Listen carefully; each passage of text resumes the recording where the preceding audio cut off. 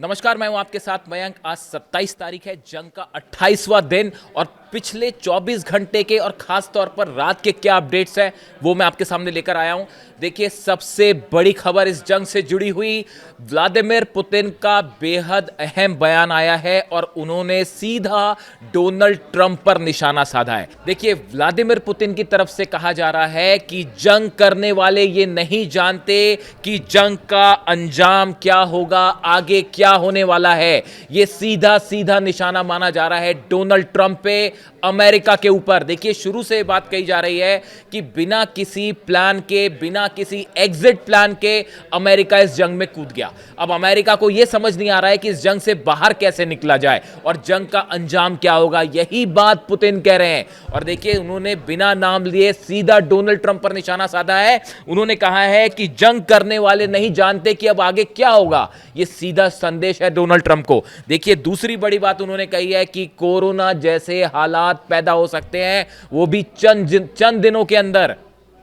यहां पुतिन बता रहे हैं अमेरिका को और डोनाल्ड ट्रंप को कि ये जो आपने हमला किया है, इसका नतीजा पूरी दुनिया पर पड़ने वाला है और हालात वैसे ही गंभीर होंगे जैसे कोरोना संकट के दौरान थे। तीसरी बड़ी बात वो कह रहे हैं कि दुनिया की पूरी अर्थव्यवस्था अब तबाही की तरफ बढ़ रही है और उस पर सीधा असर हो रहा है। ये तीसरी बड़ी बात पुतिन कह रहे हैं। वो आगाह कर रहे हैं डोनाल्ड ट्रंप को कि पूरी दुनिया की इकोनॉमी प्रभावित होगी अगर आपने समय रहते हालात पर कंट्रोल नहीं किया। ये पहला मौका है जब व्लादिमीर पुतिन ने सीधा डोनाल्ड ट्रंप पर निशाना साधा है।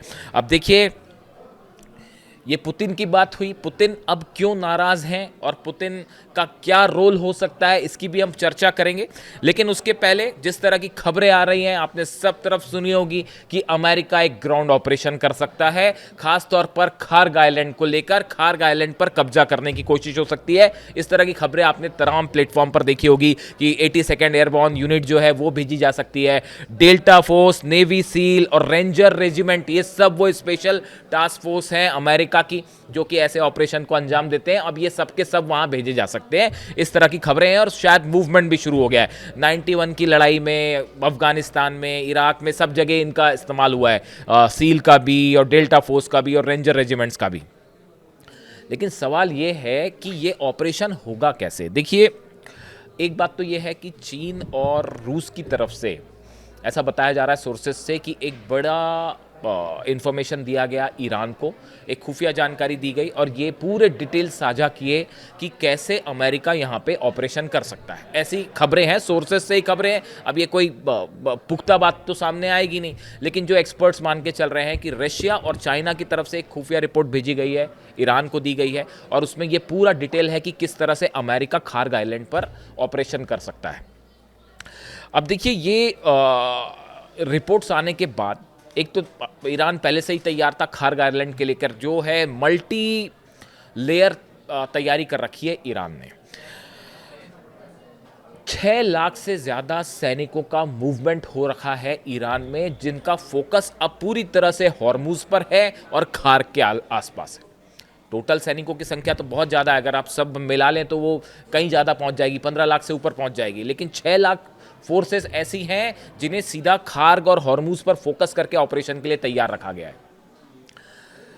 अबू मेहदी जो मिसाइल है, एंटी शिप मिसाइल्स, वो सब आइलैंड्स पर तैनात कर दी गई कि अगर किसी तरह का ऑपरेशन होता है, अमेरिकन जहाज आते हैं तो उनको निशाना बनाना है।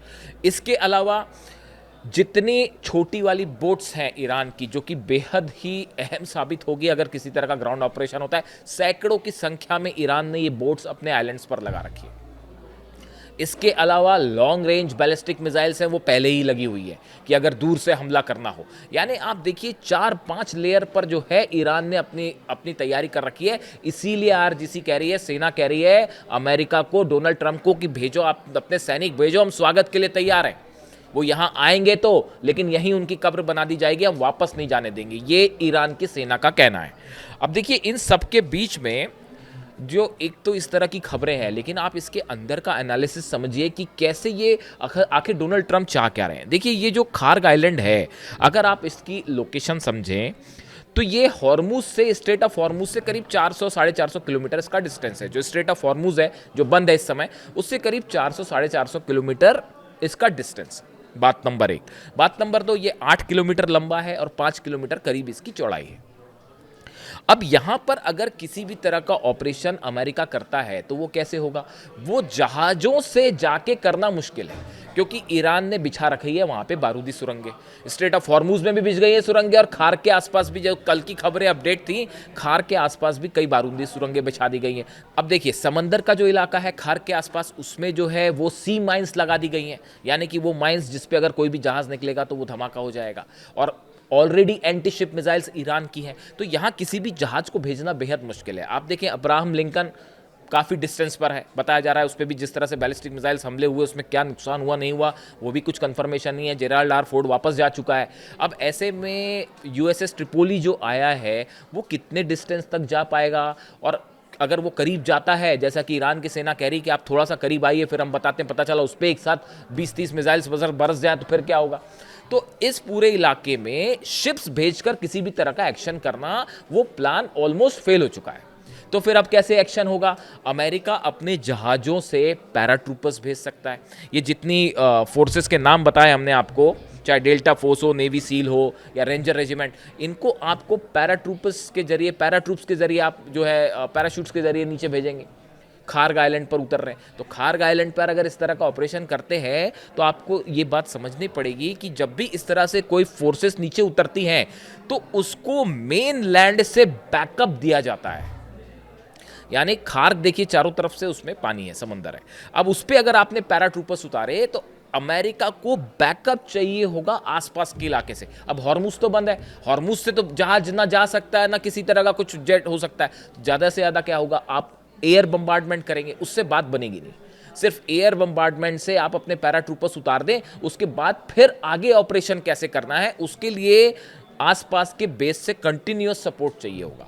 अब वो हॉर्मुज से तो पॉसिबल नहीं है। तो फिर इस हालात में क्या मामला है? इस हालात में कुवैत और इराक, देखिए कुवैत वो जगह है जहां से सिर्फ 25 किलोमीटर डिस्टेंस है खार्ग आइलैंड का, तो कुवैत और इराक बेहद अहम हो जाते हैं। अब आप देखिए, ईरान ने सबसे ज़्यादा जो बेसिस को उड़ा दिया अमेरिका के, उसमें नंबर 1 है कुवैत। सबसे ज़्यादा कुवैत पर हमले हुए। अब आप समझ रहे हैं कि क्यों ईरान ने कुवैत पर पहले हमले किए, वहाँ अमेरिकन बेसिस को तबाह कर दिया, रडार्स उड़ा दिए गए, जितने डिफेंस सिस्टम थे वो उड़ा दिए गए, वहाँ पे थाड लगा था वो भी तबाह हो गया। ईरान पहले से ये बात को समझता था कि खार्ग पर अगर हमला होता है तो कुवैत से अमेरिकन फोर्सेस आने की कोशिश हो सकती है। उसने पहले ही वहाँ के सब जो है बेसिस तबाह कर दिए। यानी कुवैत से किसी तरह का ऑपरेशन करना बेहद मुश्किल, और उस पर नज़र भी है। बात नंबर 1। बात नंबर 2, आप देखिए इराक में क्या हाल है, आप देख ही रहे हैं। वहाँ जो जितने अमेरिकन बचे हुए हैं, घिरे हुए हैं, काउंसलेट पर लगातार हमले हो रहे हैं, और जो ईरान के समर्थित संगठन हैं वो अलग हाहाकार मचाए हुए हैं। तो इराक से ग्राउंड ऑपरेशन करना अपने आप में बहुत मुश्किल, वहाँ तो छोड़ छोड़ के भाग रहे हैं। तो देखिए कितनी प्लानिंग के साथ ईरान ने इराक को न्यूट्रलाइज कर दिया और कुवैत को, कि इन दोनों जगह से अमेरिका इसको बैकअप ना कर पाए अपने पैराट्रूपर्स को। अब आगे बढ़िए, और क्या किसका अहम रोल हो सकता है? अब इसमें अहम रोल हो सकता है यूएई का और सऊदी का। ये जो यूएई पर फिर से हमले शुरू हुए, कल आपने देखा अबू धाबी पर मिसाइल्स गिरी, क्या आपने ये सोचा कि अचानक से फिर क्यों यूएई निशाने पर आ गया है? कल फिर इस तरह की खबरें थी कि सऊदी के ऊपर ड्रोन्स दिखाई दे रहे हैं, सऊदी को भी एक प्रकार से वार्निंग दी गई। तो ये हमले क्यों हुए फिर से? देखिए, अभी पिछले कुछ दिनों से इजराइल पर हमले हो रहे थे। पिछले अगर 2-3 दिन की बात करें तो लगातार फोकस इजराइल पे था। बहरीन में हमले नहीं हुए, सऊदी में हमले नहीं हुए, यूएई पे हमले नहीं हुए। ईरान की तरफ से कहा गया आप अमेरिका की मदद मत करो, हम हमला रोक देंगे, हम आपको निशाना नहीं बनाएंगे। लेकिन आपने उनकी मदद की तो फिर आप भी टारगेट पे हो। तो ऐसा क्या हुआ कि कल अचानक अबू धाबी पर निशाना साधा जाने लगा, या फिर जो है दुबई के ऊपर फिर ड्रोन स्ट्राइक की खबरें आने लगी कि ड्रोन दिखाई दे रहे हैं? क्या ईरान ने ये वार्निंग दी है इन देशों को कि अगर खार्ग पे किसी तरह का हमला होता है, अमेरिका की तरफ से कोई ऑपरेशन होता है, तो आप मदद ना करें? समझ रहे हैं आप कि क्यों ये? मैंने भी काफ़ी इस पर विचार किया कि भाई अबू धाबी अचानक क्यों सीन में आ गया, वहाँ क्यों मिसाइल मार दी गई, जबकि मामला तो अभी इजराइल पर फोकस था। उसकी बड़ी एक वजह ये हो सकती है।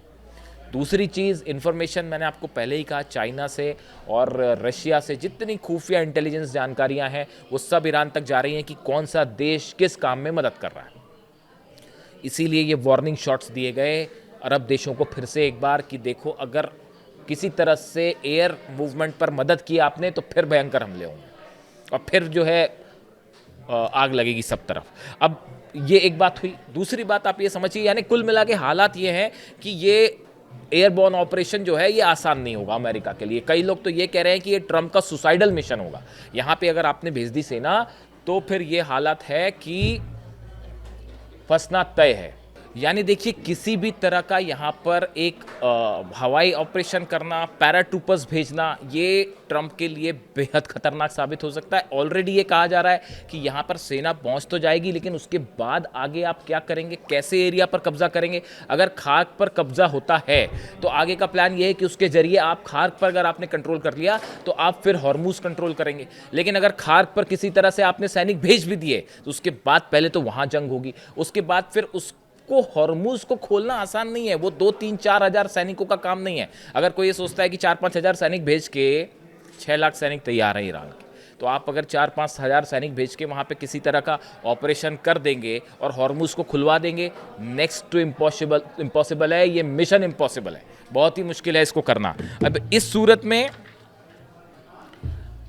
क्या ये होने जा रहा है कि एक और राय ये भी रखी जा रही है कि अगले 3 से 4 दिन के अंदर डोनाल्ड ट्रंप ये ऐलान कर दें कि हम जंग जीत चुके हैं, अब मामला खत्म, हम यहाँ से वापस जा रहे हैं, और उसके पहले पहले कुछ बड़े हमले करे अमेरिका। यानी थोड़ा फेस सेविंग, पूरे बेस तो तबाह हो ही गए, थार्ड सिस्टम उड़ गए, पेट्रियाट सिस्टम तबाह हो गए। अब तो ये अमेरिका के अखबार बता रहे हैं सब पूरी कहानी की कितना ज़्यादा नुकसान हो गया अमेरिका का, न जाने कितने सोल्जर्स मारे गए होंगे, कितने सोल्जर्स घायल हैं, वो नंबर सामने आएंगे। तो अब तो अमेरिका का मीडिया ये बताने लगा है कि कहाँ कहाँ क्या क्या नुकसान हो चुका है। जेरल्ड आर फोर्ड में आग लग गई, वो भी मैं आपको बताऊंगा जेरल्ड आर फोर्ड के साथ क्या हुआ था, वो कहानी बेहद इंटरेस्टिंग। तो अब देखिए, ये सब कुछ जो है, इसके बाद ये ऑपरेशन आसान नहीं होगा, और ये भी कहा जा रहा है कि जाने के पहले 1-2 बड़े हमले करके फिर निकल लें। ऐसी सिचुएशन में फिर फंस गए नेतन्याहू। जो मैं पहले कह रहा हूँ कि इजराइल का क्या होगा, इजराइल के ऑपरेशंस का क्या होगा। इजराइल में तो लगातार हमले हो रहे हैं, चाहे तेल अवीव हो, हाइफा हो, डिमोना हो, सब जगह हमले हो रहे हैं। ऐसी सूरत में इजराइल में वो तबाही देखी जा रही है जो इतिहास में पहले कभी नहीं देखी गई, और ये बढ़ने की संभावना है, कम होने का कोई चांस नहीं। ईरान की सेना ने कह दिया है कि हमारी शर्तों पर अब ये जंग लड़ी जाएगी, हम तय करेंगे जब तक ये जंग चलेगी, और जब तक दुश्मन को ये एहसास नहीं करवा दिया जाता कि ये बार बार हमले करना और सीज फायर करना ये कितनी बड़ी गलती है, जब तक ये बात हम समझा नहीं देंगे तब तक जंग चलती रहेगी। तो इस हालात में अब स्थिति ये है कि इजराइल और अमेरिका दोनों एक बड़ी हार की तरफ इस मामले में आगे बढ़ रहे हैं, जैसा एक्सपर्ट्स बता रहे हैं। इससे जुड़ा जो भी अपडेट होगा अब तक पहुंचाऊंगा। Thank you so much.